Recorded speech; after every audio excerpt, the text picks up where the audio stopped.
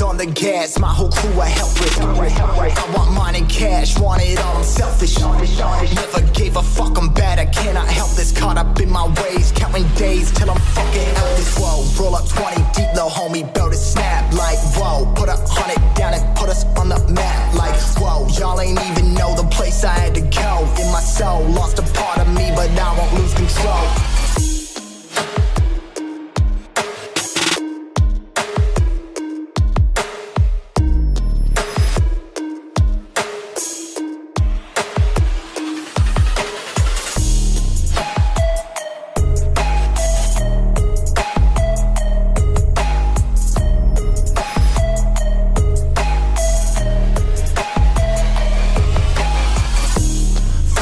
The gas, my whole crew are helpless. I want mine in cash, want it all, I'm selfish. Never gave a fuck, I'm bad, I cannot help this. Caught up in my ways, counting days till I'm fucking helpless. Whoa, roll up 20 deep, little homie, build a snap. Like whoa, put 100 down and put us on the map. Like whoa, y'all ain't even know the place I had to go. In my soul, lost a part of me, but I won't lose control.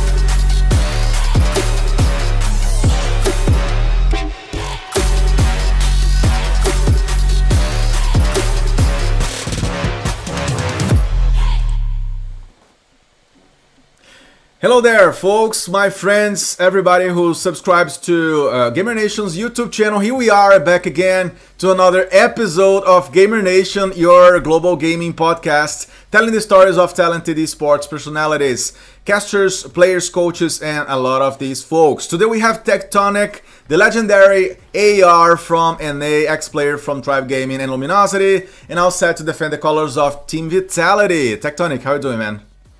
Doing great, man. I'm glad to be here. Glad to, be involved with the community. Good. Welcome to our podcast. It's gonna be the episode number 5. And friends, all of you who have not yet followed our channel and hit the like button, please do as so now. And also share the stream, because my intention here is like having nice conversations with special guests. And today we're gonna have our first active player, because last episode we had Bolo, who's a retired player, as we know, and now it's time to talk to a guy who's actually in there, who's raising trophies and who has been winning a lot of stuff in our game. So I want to just give a huge shout out to our Brazilian and international friends up here with us today. Tectonic, I guess the first question, the most necessary and needed question is gonna be, first of all, like, how does it feel to be playing in the East, moving your life and your work to this region? Tell us the first impressions you have of India and Vitality itself. In India, it's a great place.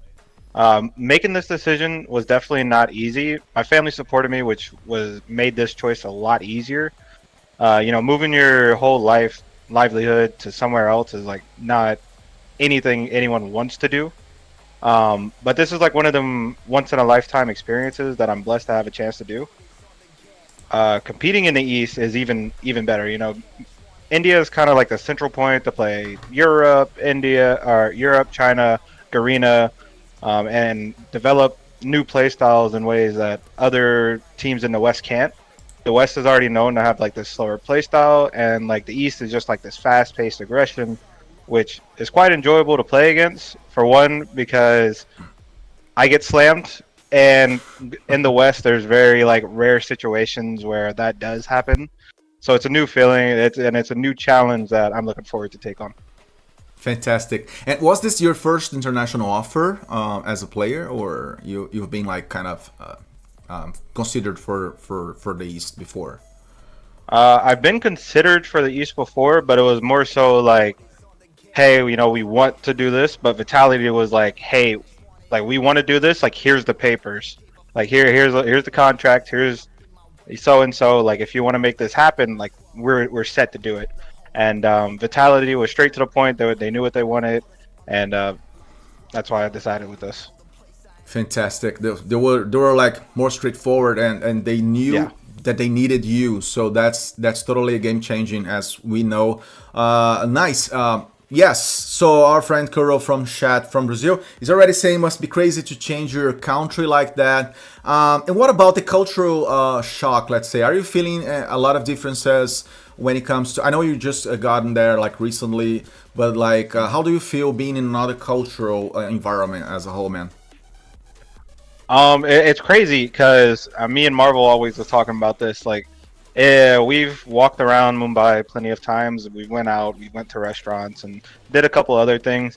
And it's for us in particular, we're looked at as big outsiders, just being white, to be honest. So it's a lot of eyes, you're the oddball out. But India is such a place that embraces you. It's the people over here that I've met at Vitality, Sam's, Joko's, Vigeesh, all these people are just such great people. And you compare it to the West, it's even though I might be an outsider, it's they're accepting and they're embracing of it rather than just casting you to the side. That's fantastic. Yeah, maybe that has to do with a mentality difference we see between the hemispheres. We know that not always happens when it comes from West to the East, but anyways, it's nice to see you embracing new pastures and new spaces on Codm. I like to see that. And let me know what are the strengths so far that you have seen on Vitality and with the guys? I know it's been just some days and weeks, but like, is there any already strong points that you can highlight to us when it comes to working with these new guys that you want to talk to us? I feel like what like puts Vitality kind of like ahead of like past teams that I've been on is like the drive and commitment. Like whenever a new game was first released, like COD Mobile, of course everyone's grinding, they want to get better, they want to be the best, and that's just like natural with anything like new to you. But most of the guys that I've teamed with, you know, we've been there from the jump. It's been almost 5 years in the making. Complacency starts to set in, and whenever you are surrounded by people that haven't really tasted success like that, it's like a different hunger, you know, like they want to get better, they want to win, they want to do what's necessary. And I feel like changing environments was really big for me, because I've always had that mindset, like I'd rather, you know, lose knowing I gave my all rather than lose knowing that, you know, I could have done more. Yeah. And I feel like that team, or this team in particular, like everyone's on that same wavelength. Like if we're gonna lose, like we're gonna lose because we did our best and we just got outplayed, not because we didn't work hard enough. Fantastic. Yeah, I guess the mentality differences are clear, and definitely the East and Eastern teams, they have been stepping up on the international stage and scene and showing us more and showing us different styles and gameplay styles and levels that we had not seen before. And I say us and we as also a Western caster here, but like it's so cool to see their new the new stuff they're bringing to the table. And how does it feel also not only being able to play it now with like the Indian players, but also being with Marvel, who's a guy that is very respected as well, not only in the European scene but like internationally, and he has been around for a while. How do you feel he's been a force in the team along with you and Solo? I feel like Marvel is like one of them like rare talents that you don't really come across. Europe as like a region in a whole is not very competitive, so I don't think he's ever had that chance to truly shine. Working with, you know, players like Marvel, it feels great. You know, like there is that little bit of like he has a personality like any other player. I'm sure there's been clips where he's gotten a little bit upset, but it's, you know, it's part of competing. Like that's the drive he has. Like he wants to win. He gets upset at himself more than anyone. And like teaming with him has been great so far. The same with Solo. Solo is like a character, probably one of the best characters I've ever been around. He's always wanted to do better, and he's always like the giddy guy, happy, he cracks jokes. And I feel like Sam's and Joko's in particular like feed off of his energy, and it just makes the team so much more fluent. Fantastic. And what about the language? I think that's something everybody wants to know, how you guys communicate. I also had some followers of mine on socials asking, is Tectonic gonna have to learn Indian, or like is Marvel having to speak something else than English? How does it work on a daily basis, Tectonic? Please tell us. I think what's good about this is that the Jokos and Sams are both pretty fluent in English. They do have like an accent because their native languages like Hindu. Same with Marvel, he has an accent, but for the most part he does, you know English. So having this transition and this team made super simple. The only like the hardest part about this team came down to like call outs, because we all had different call outs for the maps. So we had to like sit down for like 2-3 days and actually like go map by map and like decide on what we wanted to call everything, and that way we could all kind of be on the same page. That's fantastic. And not only when it comes to the language, which needs to be common and of course of common agreement, but like what would you say about the support that the org has given? And have you guys a like a psychologist or, you know, a head coach or a manager always talking to you all? How does it work on the backstage side of things for Vitality? Hindi, not Hindu. Thank you. Sorry about that. There it is. Oh, good. For the most part, like the staff here has been fantastic. We do have like a manager and a coach, and even we actually have 2 managers. We have one here and one that handles all of our game situations. We do have Zim as our coach, if anyone did not know. But Zim is always like another player or a person who wants to drive us, which is very reassuring, because some players do tend to like, you know, if like the going does get tough, he's able to like bring them back, which is great for a coach to be able to do. Regarding our managers and stuff, one of the managers being Bagish, he takes care of us. Anything we need, he makes sure that we have it, from like chargers to accessories, all the way to like anything we need for personal. And then the guy who kind of brought us in, Randall, which we just call like the boss man. Anything that we've asked for, he's been more than generous to give, which is amazing, because having that support behind you and knowing that like if there's anything that you ever need and you can just focus on Codm in particular, or like the game you are playing, it just makes it where you can just play in a more comfortable environment. Yeah, that's also very, very glad and very good to hear, actually. Having this support is fantastically important. And as we know, as we have seen also from the Chinese teams, having this background and this structure behind you is essential to get further and further. So I want to give a shout out again to all of our friends in the chat today. It's a happy Saturday. It's a happy daylight Saturday yet for us in the Western, and especially in America. Again, Tectonic is in India now. He's in Mumbai, right? Tech, yep. You're like maybe at night already there, and you guys are gonna have some nice moments after this conversation. So I wanna give a shout out also to our Indian friends in the chat. I can see a lot of them here, and it's fantastically good to see your support on socials and on the stream itself. Tech, getting back a little bit, from Vitality, because I want to also ask you more stuff about Vitality, but like getting back to the start, how you began on gaming and all.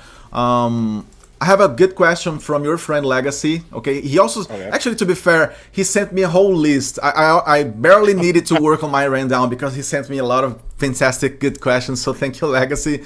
But there it is. He asked, like, going back on time, how did your experiences in critical ops, for example, help you become the player?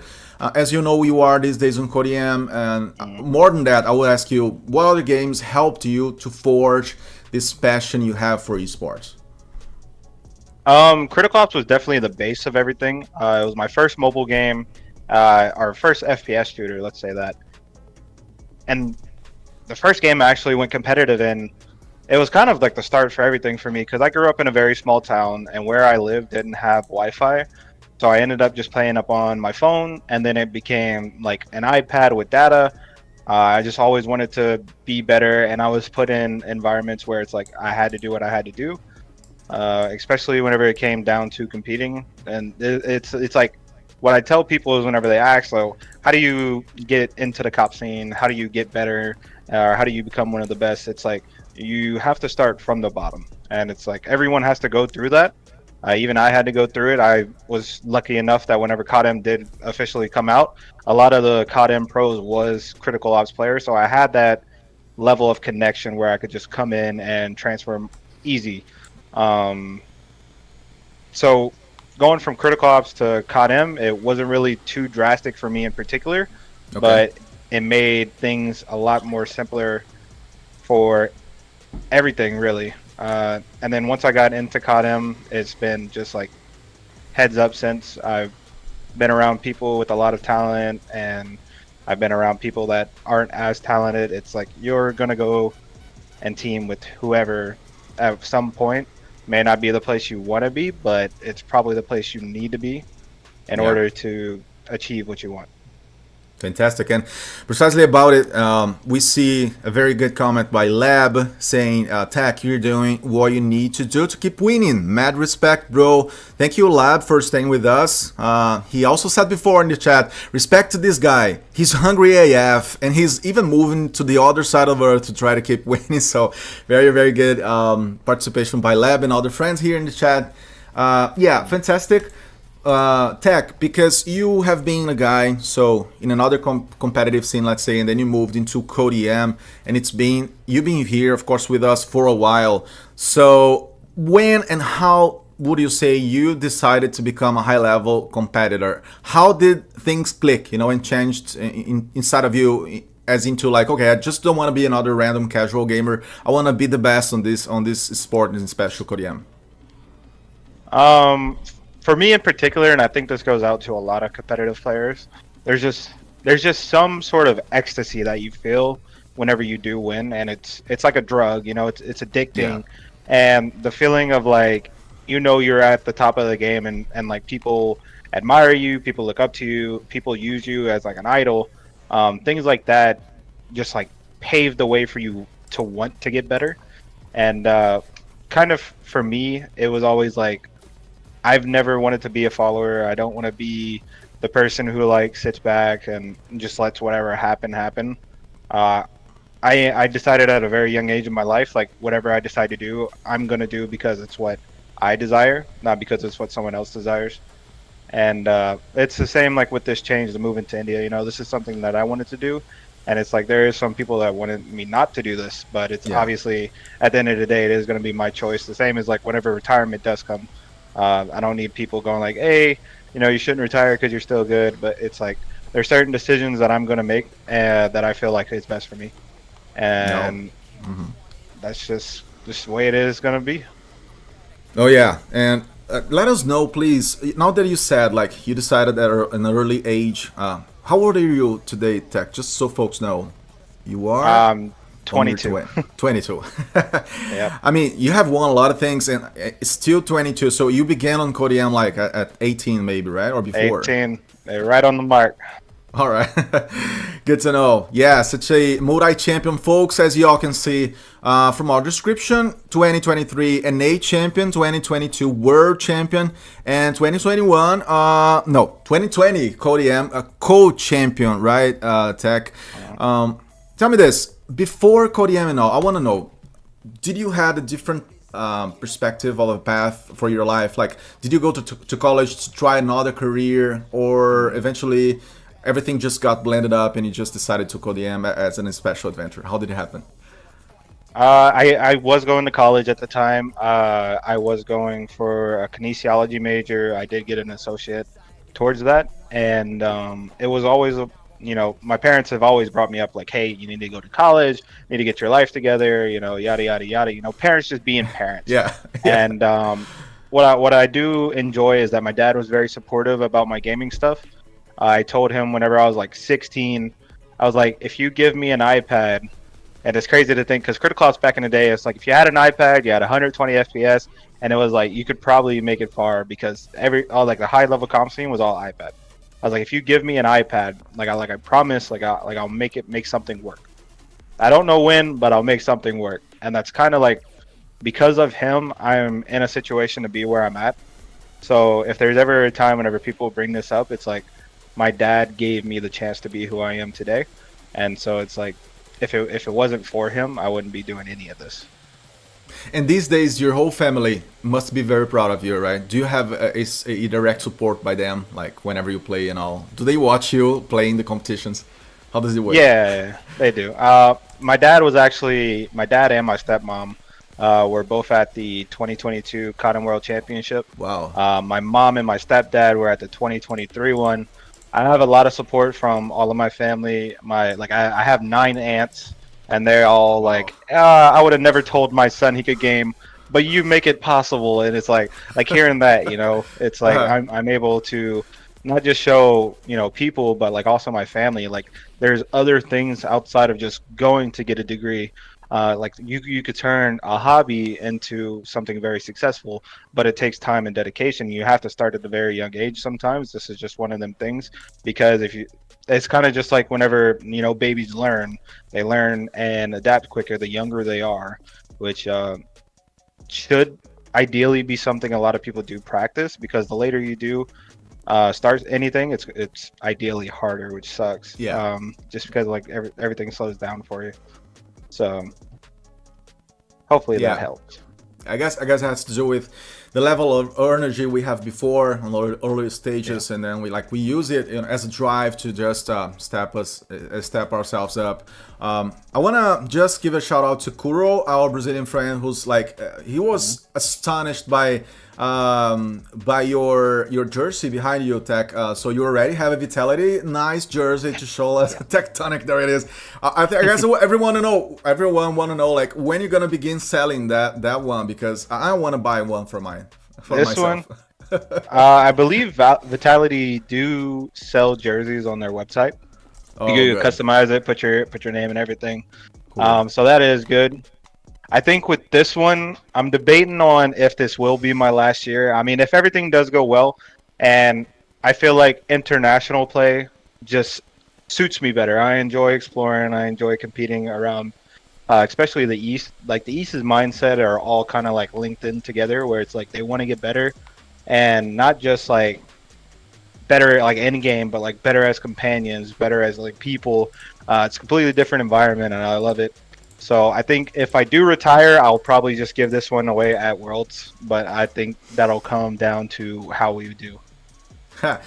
You see, folks, so that's a clue for you all. Please join us. Come, to Atlanta. Come to Stage 5 because it may be the last chance you're gonna see Tectonic playing at a high level. Oh, he just said it. I didn't say anything. Let's see. I think it's not gonna be your last year, Tech, because you got a lot to deliver to the game yet. But anyways, as you said, it's your decision. Let's see how things flow. Nice presence of y'all. Thank you for hitting and stopping by with us. Please keep sharing, keep hitting the like button, and also follow our channel. I see that we are having more and more folks with us, and it's awesome to have you all here. Shout out to Ruin, who's an African caster and player. Very good to have you here, man. Guys, please, be my guest and keep throwing the questions because I'm gonna be doing everything I do like a lot here to organize my mind in a way that I can keep track of y'all and can keep track of our conversation here and run down. But like, I would like to get back a little bit to Codm. We were talking about like general stuff from your start as a gamer and all. But like, I wanna get from you. When you started off the first World Cup, Tech. As we know, you played mostly in the past as an SMG player, and then like there was the introduction of a JKS like to the west or to the western meta, and then after that you moved into the assault rifles. So how did it feel to transition? Why did you do that? Like, is there anything you want to tell us about your decisions when it comes to choosing those damage options? Yeah, so way back when, in like 2020, I think it was, whenever the GKS was kind of like the meta I brought up. I'm gonna be honest, right before the event, HG40 was the meta. Like that's what everyone was using, and then like a day or two before the major, like stage 4, they did a patch notes where they completely nerfed the heck out of it, and it was just horrible. So what I did is I compared the previous stats to like every other gun, just like, okay, I have to adapt to something, like what's going to be the meta, like what's the closest to it. And whenever I looked at the stacks between the HG40 and the GKS, I was like, this might work. And it was kind of just like a gamble where I tested it out for like 2 scrims with some random team because my team wasn't scrimming at the time because everyone was off. So it was just like late night, I was testing it. I was like, this could work. And I ended up using it, and it paid off somehow. And then transitioning to AR, I don't really think it was that hard because the GKS was kind of like a smooth, accurate weapon, and I really did enjoy using the LK, like no matter what. Yeah. It was just always reliable and fun gun to use. It was probably my go-to gun even before the GKS, but I understood that I had to use the meta in order to compete. So whenever I did play with the LK and whatever, it was just like a feel. And then it was like just a natural thing where, I have the AR, and then it's just like as the game developed, I developed into that playstyle. Yeah, and it's interesting to see. I mean, we mostly had some AR metas and AR dominance in the game back in the day, and then after a while, we have seen like SMGs dominating the field. Now I think things are getting more balanced between the classes themselves, but like very, very good to see that you went for it. You had a winner mindset of trying, and it totally paid off. So back to the question regarding competitions, like outside of winning the world championship and like being at high positions and high level spots, like when it comes to the game itself, what are other goals you hope to achieve? I mean, winning trophies, winning titles is one thing, but like other than that, I mean, how can I say this? What other short-term goals you wanna achieve? For example, leading to the world championship this year. Leading into this championship, I am taking on like the IGL role. I did it for LG after stage 5 where I was preparing for Masters. I didn't really have the chance to experience my IGLing versus international teams, which sucked. Yeah. But this is a good opportunity to see if like I could excel in this role and if it's going to work out. I'm excited to see how it will go. Like I can't promise that it will be good, but I'm gonna try my best because it's not an easy role for anyone to fill. And actually doing it, you're able to see that because a lot of decision making falls on your shoulders. And like with this team in particular, Sam's and Joko's are like sponges. They'll whatever you say, like they'll do. It's like if there's anything that needs to be done, like I say it, they do it. It's like an immediate reaction. So knowing that they respond in that way, I have to be able to know that the decisions I am making, the calls I'm making, like how will it affect the team? Because I know that this team is going to follow through with whatever it is. Yes. And I know part of learning is understanding I will make some bad calls, and that's just part of the game. But I'm looking forward to do the best that I can. So that's probably like my biggest goal is not to fail these guys. So you brought a very interesting point here that I'm going to explore further. When you say like embracing the risk of making the decisions and the tough decisions and call outs for the team, even though you can make mistakes on the way, but that's also part of the job. Like, how does it feel for you to be embracing a more of a long-term commitment with Vitality? Because as we know, you moved away from the NA scene, and it was also a way of moving away from the crazy roster mania that we see in that region specifically. Oh, God. So you came out of there, and you're in a new place now, and you are, in a new space with new guys. How does it feel for you to embrace patience, which is something harder and hard for players usually, right? To embrace patience and build over time. But apparently you invested on this on Vitality now. How does it feel to be working with these guys and knowing that you're gonna be making mistakes on the way again? Is this gonna impact your mindset as a team and as a player? I feel like as a teammate and a player, it could have its ups and downs because, as I've said, there's going to be times where I do mess up. But I know with this team, and like we've talked about it, and there's been times already in scrims where I've made bad calls, and it's just some things just don't work out, and I can get flustered because I'm trying to adapt to it myself and understand. I've always been a guy where if I do IGL, I need time to think. I need time to like process what's going on the map, especially in modes like S&D, where it's like information is the game. Okay, like you have to understand where players are. You have to understand where the picks are happening. And like one thing I've kind of like talked with these guys, it's like there's ever a kill on the map, if there's ever like a nade that you guys throw, it's like give me information because I'm trying to track all the like the minor details, the details that people aren't really looking too much into. And even with all that, like these guys know that it's not something I'm used to. Like they know I could do it, and I'm glad that I have that support behind me. Unlike like some teams where it's like, okay, if you're not doing it good, like they're ready to remove you. Or if you're not doing it good, let's switch it to someone else.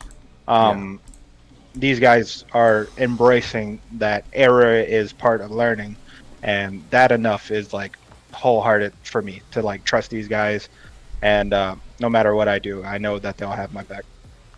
And that's fantastic. I mean, it must be very, very comfortable and comforting for you to know that you're gonna be backed up by the org and by the guys, and we all can see that. So what can you anticipate for us? And here I'm being very curious. I guess some of us in the chat are also curious about it. What can you already tell us about like the weapon choices the team is gonna make? Because as we know, like now, for example, Marvel as an R9 shotgun beast, and then you like as an AR like legendary player, we know that maybe eventually things are gonna get hard to combine, into a game actual plan. So how are you guys gonna move into the meta? Like, are you guys gonna go more exploring new options like MG? I don't know, or are you gonna stick more to the traditional stuff? I feel like MG is a big part of the meta currently. Marvel is an insane sniper. Solo is a crazy shotgun player. Sam's is a freak of nature with the Fennec, and it's crazy because you know, it didn't really like shine as much as I thought. But like actually playing with these guys, they all have their own really important talents that, you know, shine through at any given moment. And I feel like it's going to be about connecting those pieces because we have a lot of versatility on our roster. I feel like Marvel and Jokos are both like insane snipers that in any given moment could like change the sway of the game. Solo and Sam's are like a crazy duo that I never would have thought would work out, but Sam's is outpacing Solo. You know, and everyone looks at Solo like the movement guy, the guy who's in your face. He's, you know, he's go go go. Like Sam's is outpacing Solo. So there's some times where I do have to like tell Solo or tell Sam's, I'm like, yo, let's slow it down a bit. like we gotta catch up to you. And like as I said, he's very responding and like he understands. He's like, okay, I mean, I need to slow it down. But like all these guys, like the talent just works. It's definitely not gonna be like plug and play. Like we could throw this roster together and we're gonna be game changing or like the best roster in the world. No, I remember we did a Q&A earlier and people asked this question. I was like, we need time to like adapt. You know, like we're like Godlike's been together for 3-4 plus years. Like these guys have been winning in this region. They're super talented. They got second in the 2023 Worlds. It's like that team is no joke. On top of that, China's no joke. Yeah, Garena's no joke. It's like these guys and these teams have been together for years, and we've been together for what, a month. So we have a lot of catching up to do, and I know a lot of people have high expectations for this team, but this team won't be like formed and successful overnight. And that's one of the things that we all understand.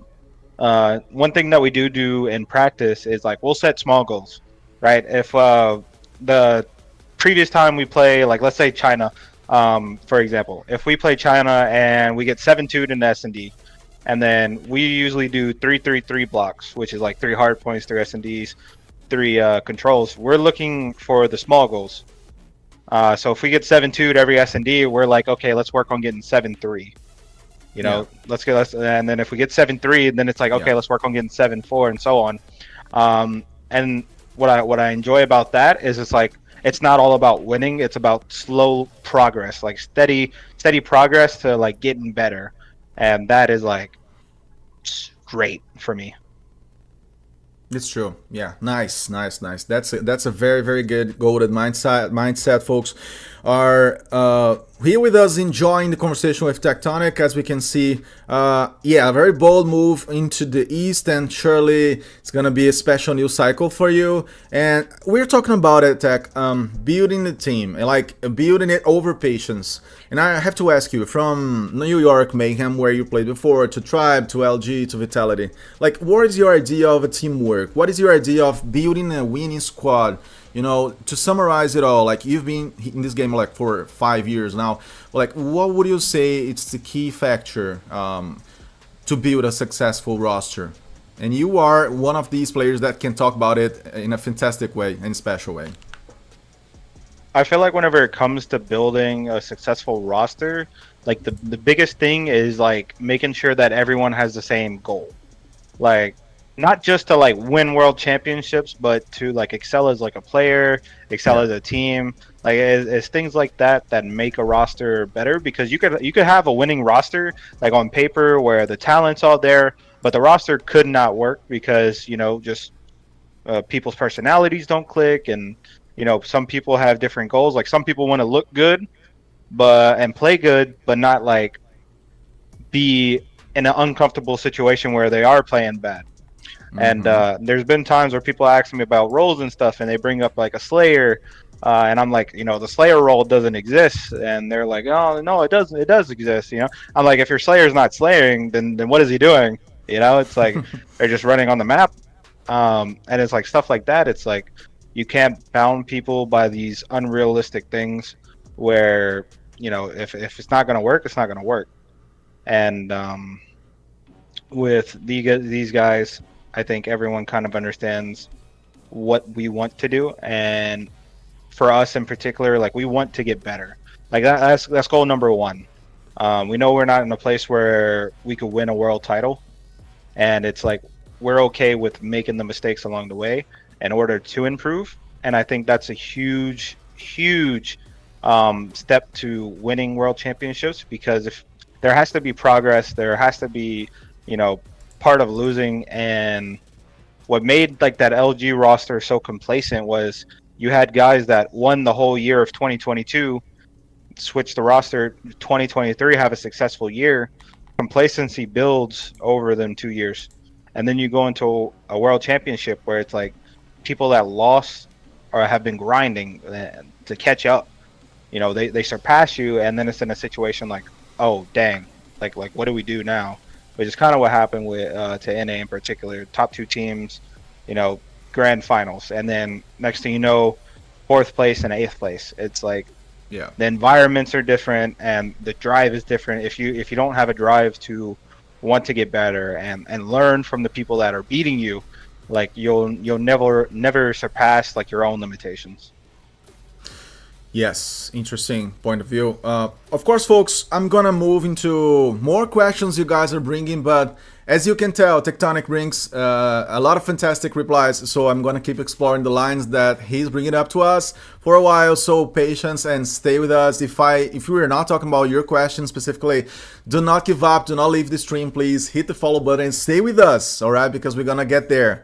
But before we move to some new topics you guys are bringing, Tectonic, I have to ask you. You're talking about now lately, like about the NA scene and these changes and all. Like, let's just explore that a little bit more. I want to know to what you would attribute the, let's say, the NA incapacity, let's put it this way, of keeping at the top or like keep winning the trophies, especially since last year. And I say this because I guess there's a general feeling in the international community that North Americans got used to winning a lot, and then like, yes, maybe a lack of maintenance on the drive happened, and on the top of that, the Chinese teams came up, you know, and now they got the two most important trophies on the world. So I have to ask you this: what happened to NA, and what do you think really happened? Can we just attribute that to the Chinese success or the East success, or is there something else happening to NA now?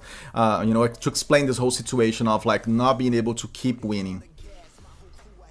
I feel like for NA in particular, I still consider it like a top 3, top 4 region right now.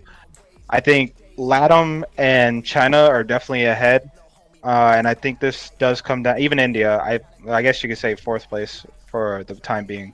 And I think a big part of it is 1, the environment, and then 2, like just like the upbringing. I do say the environment because if you look at China, you know, look at India, it's like. And then if you look at Glorias in particular for LATAM, it's like these guys go to boot camps, and it's like it's harder for the US where, you know, fundings and stuff like that doesn't really happen. Where a lot of these guys, they're spending time with their players or their teammates. You know, they're all trying to get better. They're building the chemistry just naturally. It's like NA doesn't have that, especially in the Codm space. There's not really, as I said, the funding for it. Like the players ain't gonna pay, especially with inflation, thousands and thousands and thousands a month where there's no money to be made except like, let's say, champs. Yeah. I feel like the environment is a big thing for China, India, and like LATAM to strive in. And then the next thing is like complacency. It's like once you do get to the top, it's like one thing that I've always kind of like seen was, once you get to the top, how do you deal with it, you know? Because then everyone's looking to you for answers. How do I word this? You guys became the reference, to be fair. I think that's where you want to get, like, and then after that, right? How do you deal with like being at the peak? How wise are your changes or decisions, right, from that point on? That's crazy to think about. So basically, like once you're at the top, it's like, okay, everyone's questioning what you're doing and how you're doing it, and then you have to be okay with, you know, the changes that do happen. I feel like what made LG and Tribe 2022 like really successful was that there was always competition where LG was super close, but Tribe would always take the win somehow. And even going into Worlds, everyone felt like LG's chemistry as a whole was just better. I don't know if I don't think it was mental edge. That event was in shambles. I'm not gonna lie, with the Wi-Fi and everything. But yeah, like getting to the top, and then with China and all that, as I said, that environment, and then I feel like with China losing in 2022, it was like, okay, we have to beat these guys. And Elevate was a big success to them, from what I heard. Elevate had a similar playstyle to the West, and that kind of like helped China develop in respawns. Their S&Ds were already goddamn insane. As that showed, I don't think they probably lost. I don't think Wolves dropped any S&Ds. I don't think Scary. so too. Scary. Like that's scary, you know. It's bizarre. Because the way that I've always looked at it is like, yeah, respawns are good, but if you lose a respawn, like S&Ds wins championships. Yeah. And like knowing that, it's like, oh god, if you have to go against a Chinese team to win a championship, you might as well just like wrap it up because it's not looking good. It's like begin packing because you know nothing's gonna go Yep. well for you from that on. Yeah. Yeah. I guess that would be. Would you say? I don't know. Would you say that was the biggest lesson that Luminosity and like NA players had on the Worlds of 2023, like playing against Godlike specifically, right? LG had a fantastic begin on takeoff hardpoint. It was a very close map, and then you guys. Anyways, lost in fiery range for Godlike. I guess that was the first demonstration that like the East had a very strong S&D. Of course, I'm talking about an Indian team here when I mention Godlike, but also we can expand that thought to the Chinese as well, right? Like, Yeah. I mean, I'm sure Godlike was playing everyone. You know, China, Garena, all these teams that are very successful in S&D. So it's like only natural that they'll improve and get better at it. We got rolled, like in the meltdown. There's nothing else to it. I think we were trying to go off of like what they were doing, and they were just like they just completely changed up their playstyle. And I feel like what also messed us up is going into Worlds. Like Vague was our IGL. Crazy as it sounds, Vague was our IGL. And then whenever we played against Kagindra, we had Washi IGL, which is like, now we're switching IGLs, and then we beat Kagindra, and then we're going into Godlike, and now Vague or Washi doesn't want an IGL. So now we're just like, oh well, this is a S show. I don't know if I could curse or not, but you can. It wasn't good. Okay, yeah, it was a shit show. Needless to say, because we're going into S&Ds, and it's like now it's like who makes the call? Like what are we gonna do? And like I understand better than anyone, like who's making the call is gonna like weigh heavily up on the team. Like through that experience, like getting 7-0'd and stuff, like yeah, it happens. Shout out to Godlike, they played fantastic. It's one of them things, you take it on the chin, you move on. You can't really dwell on it, but you can, like, that's one of the things you learn from. You learn from losses, not from winning. Because like, what are you gonna gain from like winning? You're gonna laud yourself doing good. I've never really understood that. That's why whenever I'm not gonna say who, but like someone told me they got tired of winning one year, and I went through a whole year in NYSL of just constant losing, where it's like I don't care how much I win, I never want to feel that way again, because then it's like it sucks. Yeah, I imagine. Interesting to see you mentioning like how the Eastern teams played so well and adjusted themselves so fast during the games, because that also matches maybe what happened between Luminosity and Godlike on Worlds last year, matches what happened just between Q9 and Galleries when they played on Mobile Masters, meaning Eastern teams, they adapt themselves so fast during the games, and it's crazy to see that how they change from one day to the next one. And I have to quote that because as we all saw, Q9 they lost on day one, and then they just came out as a perfect redemption arch against Galleries again on the finals, and was a 4-0 out of a best of 7 maps, so it was a crazy match. So I'm assuming these guys, they have like something more, right? They have something else to bring to the table, and adjusting fastly enough their game styles. And it's great to see also what you said, Tectonic. I think it's a new information for all of us, like how Luminosity was not that organized when it comes to shot callings, like during the games, and how you guys, let's say, were not, let's say, as defined on the roles and functions as we all expected. But other than that, is there anything that you feel that happened, especially on the meltdown? Because I think, again, it's a painful chapter to talk about, I know, but like 7-0 like that, you know, what happened in that match? I guess we all want to know something more. I feel like we were kind of. I feel like some people just accepted, like, oh, we're going into an S&D, and our S&D hasn't really been the best throughout the whole year. Some people just kind of accepted, like, oh, we're going into an S&D, and it was just like false hope. Because I remember on the stage, like every round, you'd hear the guys going like, okay, we're gonna make the greatest comeback, like it's 6-0. You know, like I know deep down, like no matter how much you don't want to accept it, like there's gonna be people that are kind of just like, you know, we're not gonna win this. Like them doubts start to slowly creep in with every round that you lose, like, and you can't bring it back. And then it's like, once you get to that point, it's like what do you do? Yeah. And this is where strong mentality comes into play, because if you can't handle the pressure, like you're gonna collapse. And I feel like that's kind of what we did as a team. I'm not saying that it's anyone's fault, because as a team we lost. No one's to blame for, you know, we win together, we lose together. Like that's how the team functions. It's like when everyone's successful, or when someone's successful, we're all successful. It's like whenever someone has a good game and we win, everyone had a good game. It's like stuff like that. But whenever you get in situations like that where it's like you feel like you can't bring it back, everyone is going to be able to feel that vibe, if that makes sense. And I feel like that kind of just overtook the team, and I felt like there was just trying to give each other like false hope in the moment, and it just didn't work. You know, I think everyone deep down kind of accepted, like, we're going to an S&D and we're not confident on it. And as you've seen, it bit us in the ass. Godlike adapted to us like fantastically and played unexpectedly. You know, we did prepare, we voted, we took all the right steps, but they outclassed us, and that's part of competing as well. Sure is.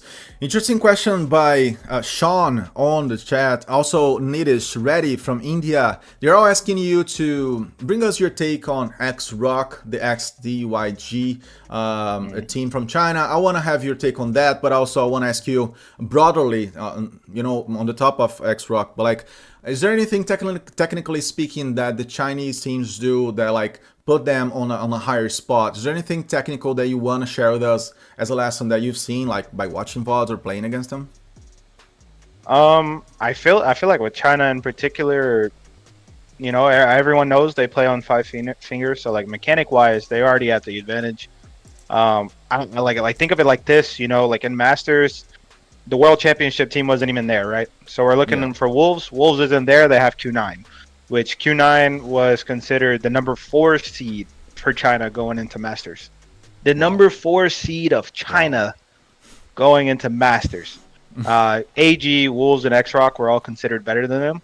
And then even some people were like, oh, the World Champions aren't even there. Like, this is bogus. But it's like their 4th seeded team won Masters. Yeah. And I kid you not, everyone in NA and everything else was like, you know, Glories have assembled the super team. Like we called Glories the Avengers.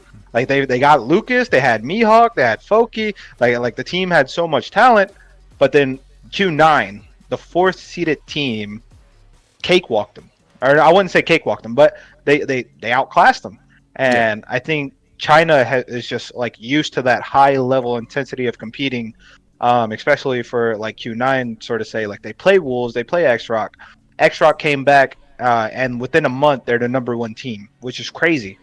Then they just finished CDM 7, and X-Rock's like I think almost like clean sweep the Wolves, and Wolves is outclassed everyone at Worlds.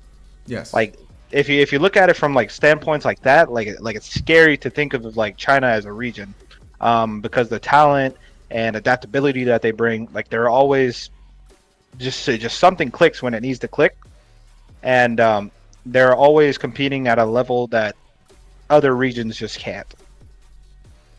Yeah, something happens there, and that's why they got now the World Championship trophy and also the Mobile Masters, as we know, as we have Yep. seen. Interesting question by Ruin, the African caster I mentioned before, our friend, and with us here today.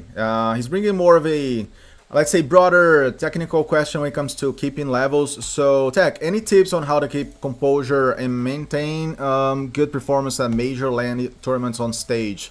That's a fantastic question, Tech, because you've been like in many occasions on a stage, so you do know how it is to like manage that pressure. How does it go for you? Do you have any tips on that?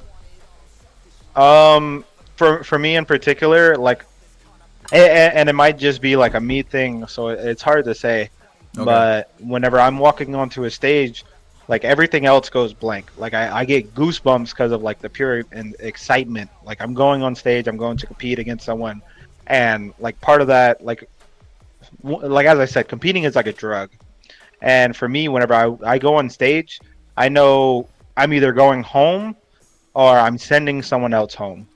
You know, I'm either getting my dreams crushed or someone else's dreams are getting crushed. So there's always that level of like okay, like it's on, like it's like a gamble. Like you don't know the outcome. Yeah, it's never 100%, but it's like if you win, it outclasses everything. You know, you get like 100 times the feeling, and I feel like competing, like whenever I'm walking on the stage, it's just an ecstasy like no other. So it's like everything else kind of just goes blank.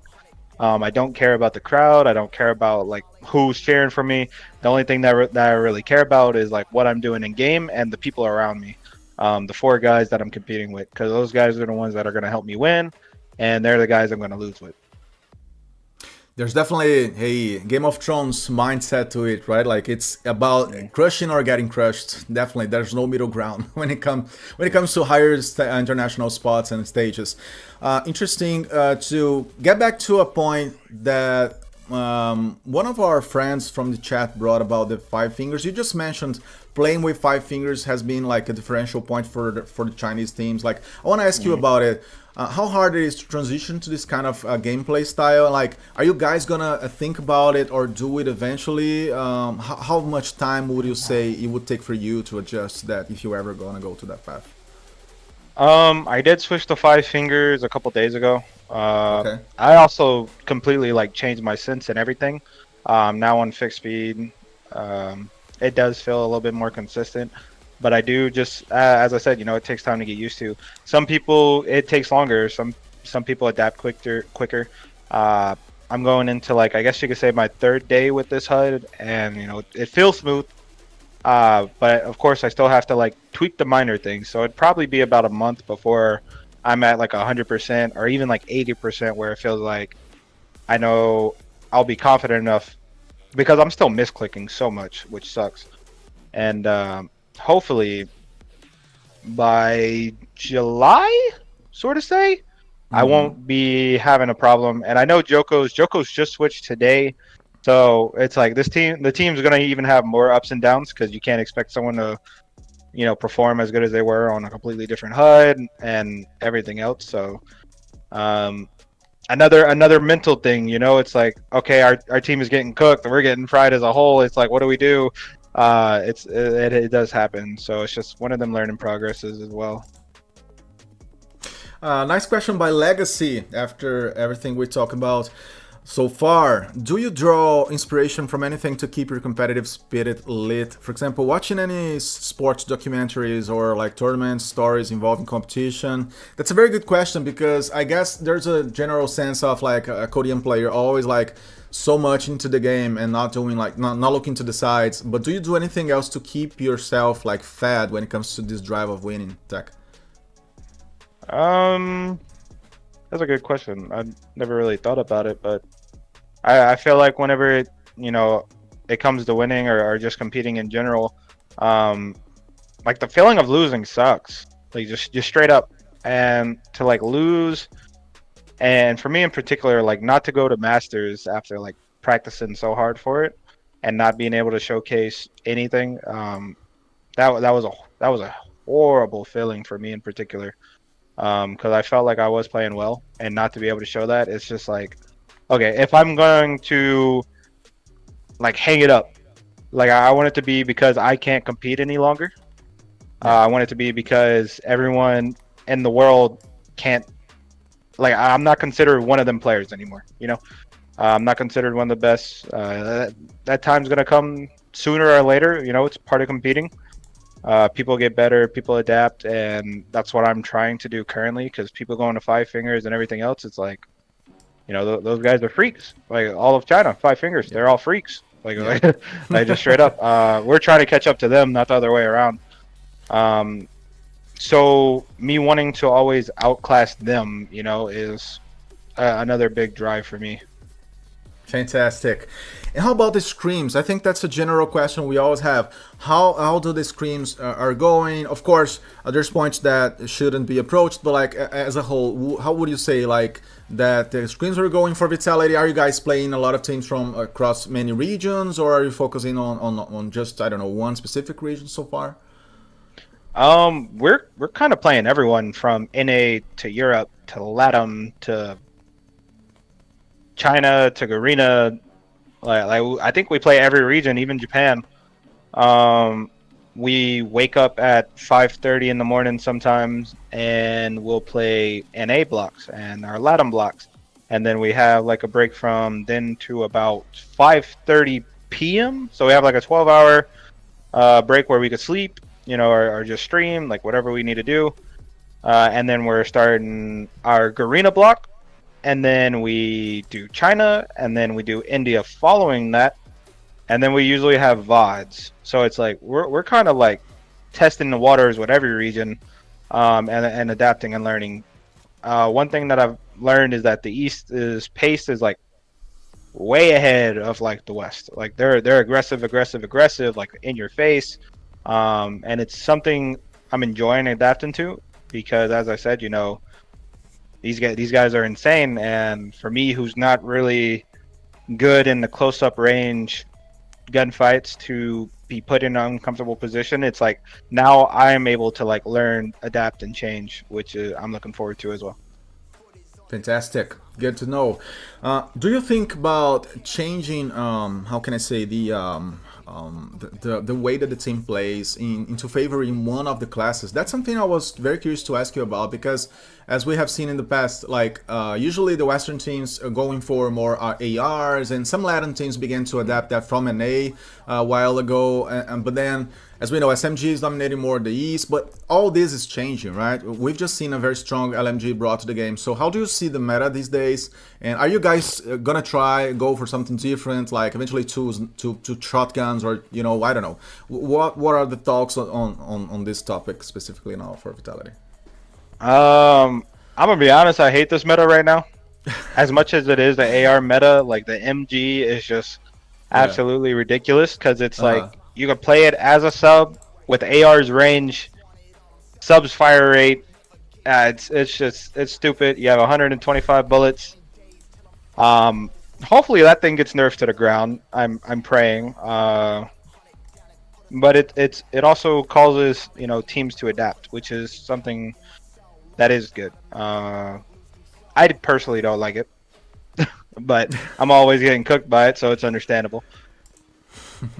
I feel like with Vitality in particular, though, we have a lot of, you know, things that we can test. You know, with Solo always on the heavy, he's great with shotgun, he's great with the MG. It's like we could use it, abuse it, but it's like, it just sucks, because Garena's running like 3 subs, or like 2 subs, a type, and 2 MGs right now. It's like if you want to walk into a doorway, you have to wait for 250 bullets to end. It's like, man, like, I can't, like Arsenal Control, you can't walk through a doorway because they're pre-firing the door. Especially in the core of the map, as we know, the central spot, like 2 doors and a duct. It's crazy. Yeah. You have to wait for the doors to open before you could even like walk past it, and they're spraying 250 bullets. So it's like, even if you get close to it, like you're probably dead because you don't even know where you're getting shot from. I hate this meta right now. Okay, there it is. Folks, bring up more questions as we are talking now to the multi-champion Tectonic. Fantastic guest so far here. A lot of good content, of course, that we're gonna be cutting to the socials as well. So moving on a little bit more, Tech, to other topics, and now we're gonna like open, how would I say, like the general esports tab here. Tell us a little bit like what have been like your major highlights in sports? Like, what are your best moments? If you have to say like 3 best moments that you felt something very unique and very special as a competitor, which one will be?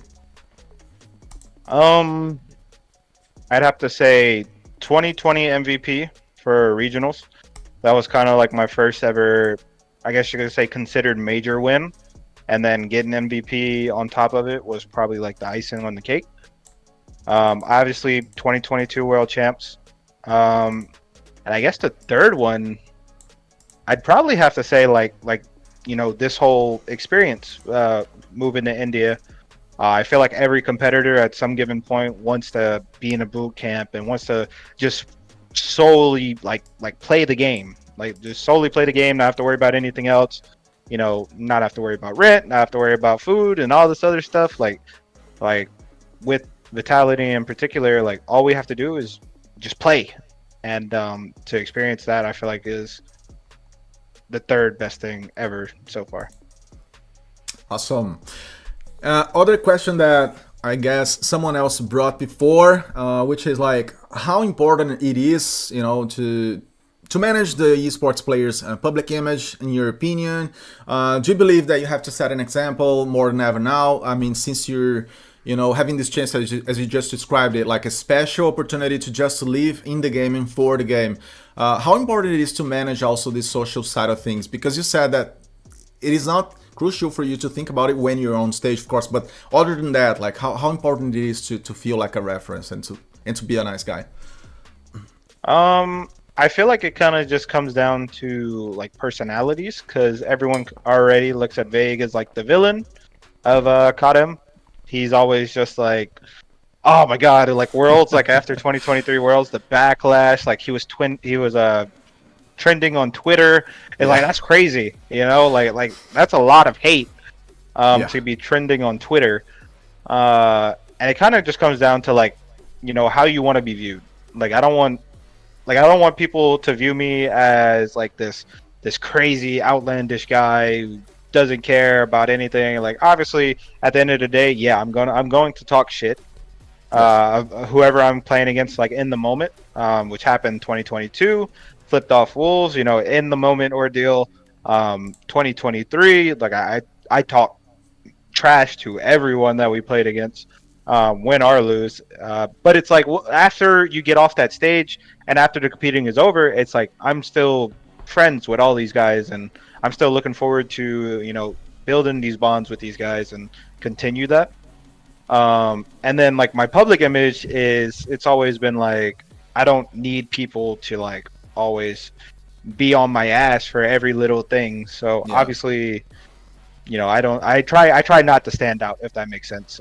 Because I do know a lot of people do get influenced by social media, and, you know, they could be doing all the wrong things just because social media said so. It's like, at the end of the day, I just want to do me. I want to compete. If people could just accept that, then it's like that's good enough for me.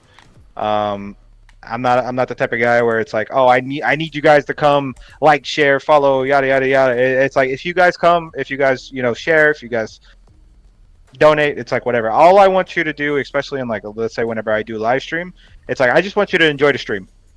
Like I don't even collect revenue on any like videos or live streams that I do, because I don't want you guys to come here to like pay off or pay me. Like you shouldn't have to pay me for me to do something. It's like if I want to do something, I should willingly want to do it myself.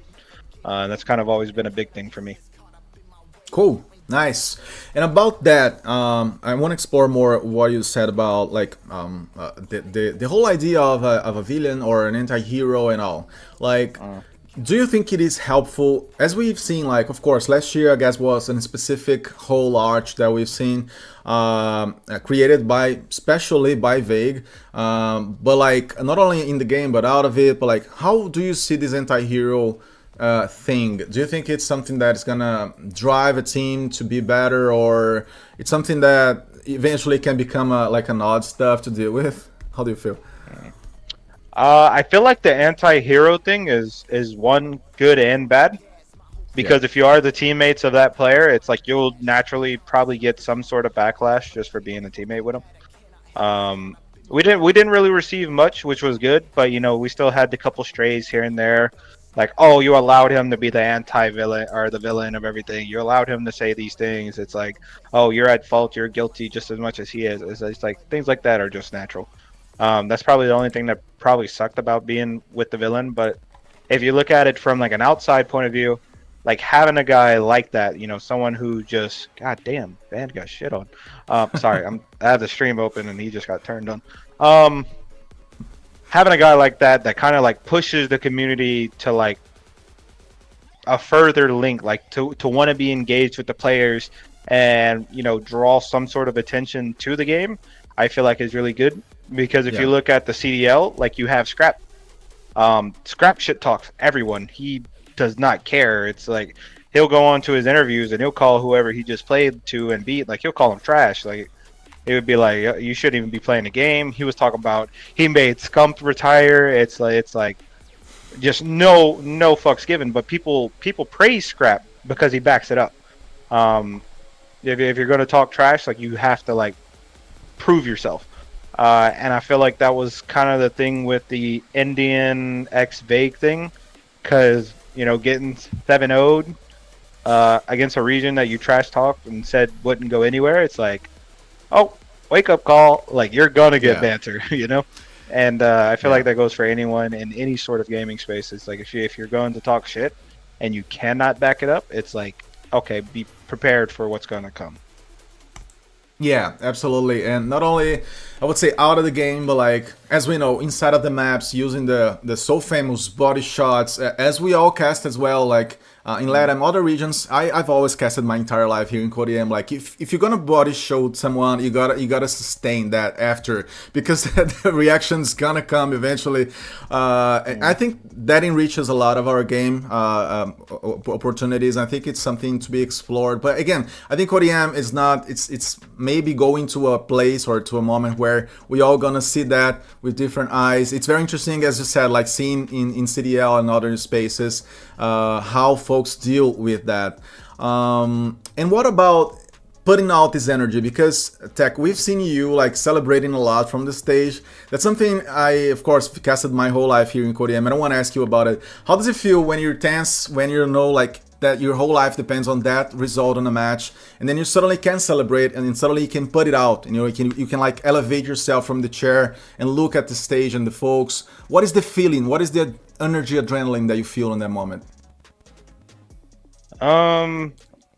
To kind of just like sit back and watch it, or is that what you're asking? No, sorry. I mean, when you're playing on the stage and like after things go the way you want, what goes through your mind when you go up, from the chair and like you point out, you I don't know, you have your mates over there. What is the feeling that you have? Because that's something that only players on LAN can talk about it to us. Like that's something we all from out of it cannot experience.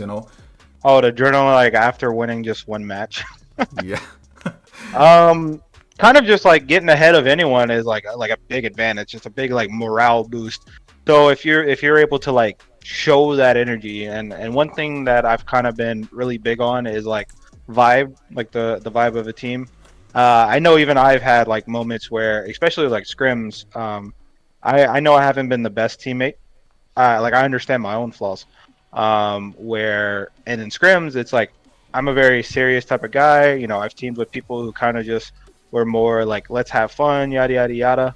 But whenever it comes down to a tournament, it's like for me, like vibe is a really big thing.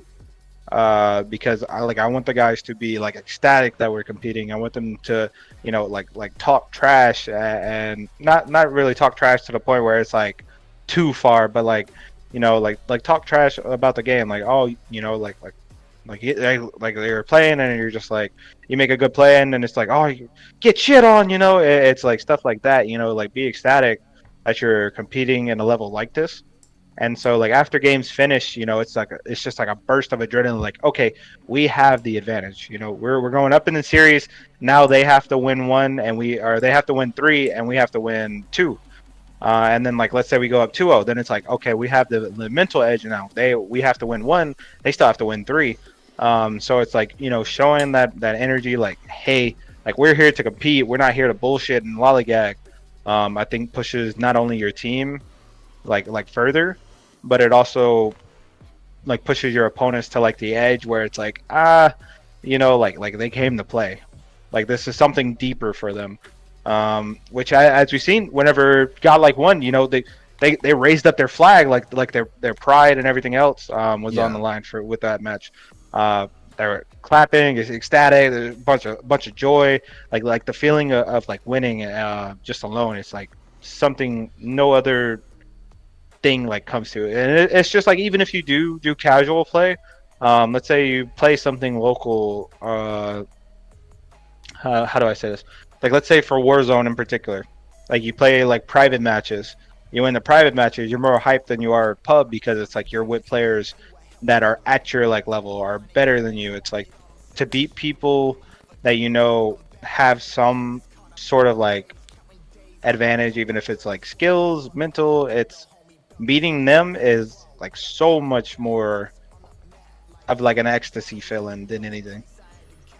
I imagine, and I want to ask you more about it because, as we know, Indian and Chinese teams usually they have the honor concept. They bring that to the table into the games. And are you okay? I think my power just went out. Oh shit! But like, all right, I got this light working. Okay, backup power is on. Good. You can hear me, right? I can still hear you. Are you safe? The Wi-Fi, yeah. So there's been some bad weather passing through here, so or not the Wi-Fi, but the power has been like fluctuating. Okay. But I have like a direct line to like a generator, so we're good. We're good. As long as everything's still working. It sounds like it is. I mean, I can still hear you, so. Good to know. Yeah, I was just trying to compare here something that just came to my mind. We seen like Q9 and Wolves defending each other's honor, as they said multiple times, like in interviews. That's a notion that not always like we see on Western and all. So I want to ask you, what is the bigger motivation that you would say that were behind, for example, successful rosters on Tribe Gaming and like also Luminosity that made you guys, step up and win? What do you think was the drive back then when it comes to Western teams? I feel like the drive back then was kind of like this is the first world championship, and it's like we've always kind of been on the back foot where it's like, you're not better than China, you're not better than Garena, because Garena was always seen as like almighty, the powerhouse. They were insane. And China in any mobile space or any game has always been really successful. And to like just constantly hear like 2-3 years back to back, like, because 2020 stage 5 was canceled. 2021 it was like east west, and it's like you still never have that opportunity to play who is said best. And this is kind of how I've always looked at it, is like if I'm not the best, like I want it to be shown to me. And I feel like NA had that mindset back then. But after winning, it does kind of get complacent where it's like, okay, we've won it, we've done it all, like we're at the top. It's like people have to catch up to us, and like at some given moment, like people are going to catch up. And it's part of like learning and adapting once again. Fantastic. And when it comes to learning and adapting and like thinking of all of your path so far, what would you say was the hardest and the biggest sacrifice for you when it comes to like dedicating your life to gaming? Do you feel you've lost like a bunch of other stuff you would like to explore and live, or do you still think that this is a very special chapter that it's gonna pass? How do you look at yourself, like when it comes to dedicating your energy and time to Codm? You still like thrilled to do it for a while? How does it come to you, Tectonic? I feel like gaming right now is kind of just like one of them chapters in my life. I also understand like I can't do this forever, and I don't plan to do this forever because one, it is mentally exhausting. Especially, certain environments can be more draining than others. I feel like this environment in particular is really good for me over here in Vitality. But you know, I'm 22. I'm still young, and I do have this opportunity where I could, you know, travel, explore the world, and dedicate myself to something that I enjoy. Which, you know, at some given point, will I'm gonna have to hang up. You know, just like understanding, like being an adult. This isn't something that I'll be able to do forever. So while I have the opportunity to, you know, follow my ambitions, I'm glad that I can do it still. Fantastic. And folks, you are having the last chances of asking stuff to Tectonic live. All right, so please be creative and bring everything you want to know about his path, about his personal and professional life, because this has been a fantastic talk. And we're leading into this. Tectonic, I need to ask you, what do you most enjoy about the gaming community? Because we know that the community concept lately has been like very important for games and like for publishers and developers. We are in a I would say in a moment where having a community and like engaging into it is very, very important. So what are the best experiences you ever had as a player? Like meeting people and having stories. What would you say are the nicest moments you have lived so far? I asked you before about the most important moments, the highlights, but like as a person as well, what would you bring to us to the table when it comes to this? Like, what were the best experiences you ever had as a person as well? I guess like some of the best experiences as a person is like whenever I do go to these events, or even like the first time in like India, you know, it's like, what was it? Solo and Marvel, you know, they went out and they got recognized with Sam's and Joko's. It was very awkward because it was before the announcement. So like Solo and Marvel were like, "Oh God, you know, this guy's gonna ruin it. He's gonna post it." It's like, what do we do? It's like things like that. Whenever you meet people and you know you walk around at certain events and people are like, "Oh, you know, like I know you." It's like, you know, it feels reassuring that not just like locally, you know, people are looking at you, sort of say, to be recognized by people, and then people to go like, you know, I really enjoy your stuff. There's been multiple people and friends that I've met through these events that I probably would have never had an opportunity to meet if it wasn't for this. So without a doubt, everyone that I've met, from mods to fans to friends, like me and Verdict are like this, and you know the events is probably one of the few times I am able to see a guy like that. So I'm blessed and grateful to be in situations like that. Great, nice. I wanna, bring some questions from our friends in the chat, and I guess Viper, another of Vitality players, is here with us in the chat. So give a shout out to Viper. Good to see you here, man. Thank you everybody for being with us here today. We got some nice questions now coming up live. Tectonic, one of them being by Chinadu Abuchi. How did he come along the idea of using a Ranger grip on the Kilo 141 in 2022 World Championship? What would you say about it, Tectonic? Very specific, I feel like question, back then. Yeah. Back then, it was really just like if it helped me shoot straight, like that's what I was putting on it. I didn't really care about the mobility, the ADS time. It's like I was building it to be an AR, and I was building it to make sure that at the range I'd most likely win the gunfight. And so that's kind of how that was. Nice.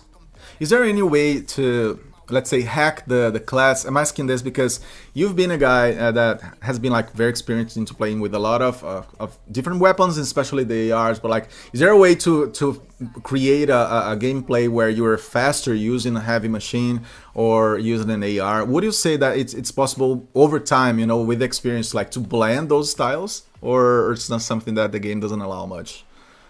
No, yeah, you can 100% blend the styles. It does take time. If you look at players like Lucasen or even Anzai from Wolves, or aka Zai, those players have so much adaptability. They can do anything and they could just pick it up naturally, where if, like, let's say Lucas, if he needs to play main AR, he's playing main AR, he's able to change the play style. If he needs to play sub or sniper, like, he knows what he has to do to, like, be successful in those roles. It's a very rare characteristic in a player. Like, not a lot of people can do that, but it definitely is possible. Nice, great. Ruin from Africa is desiring to know if you got any recommendations for like new upcoming teams when it comes to raising their gameplay levels, and specifically, I guess he's asking this because Africa is just being born as a region. So any tips, any clues you have for these guys will be very, very helpful, Tectonic. If you're trying to build a tournament-ready team, you have to look at, fundamentally, like, is the team all on the same wavelength? Is y'all's ambitions all kind of the same?